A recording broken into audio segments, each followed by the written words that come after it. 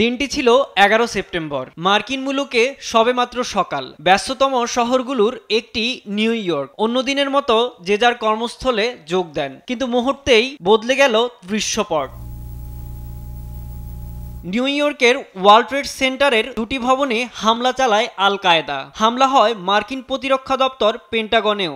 এমন বর্বরতায় 3 ঘন্টায় স্তব্ধ দুনিয়া। প্রাণ হারায় প্রায় 3000 মানুষ। ইতিহাসের পাতায় 9/11 নামে স্থান করে নিয়েছে দিনটি। এ ঘটনার পর উদ্ধারকর্মী ও জীবিতদের শরীরে বিষাক্ত ধূলিকণার প্রভাবে দীর্ঘমেয়াদী স্বাস্থ্য সমস্যার উদ্ভব হয়। হামলার পেছনে ছিল ওসামা বিন লাদেনের নেতৃত্বাধীন আল কায়েদা।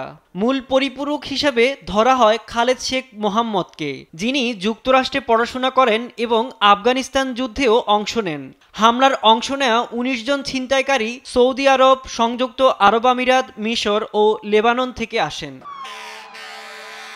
হামলার পর তৎকালীন প্রেসিডেন্ট জর্জ ডব্লিউ বুশের নেতৃত্বে আফগানিস্তানে সামরিক অভিযান শুরু হয় আল কায়েদাকে নিশ্চিহ্ন এবং ওসামা বিন লাদেনকে ধরতে। 2011 সালে পাকিস্তানের অ্যাবোটাবাদে মার্কিন হামলায় নিহত হন ওসামা বিন লাদেন।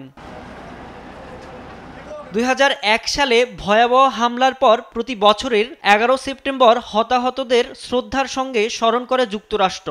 দিনটিকে ঘিরে জাতীয়ভাবে নানা আয়োজন হয়ে আসছে প্রতি বছর। নিহতদের স্বজনরা প্রতিটি নাম উচ্চারণ করে স্মৃতি ও ভালোবাসায় তাদের জীবন্ত করে তোলেন।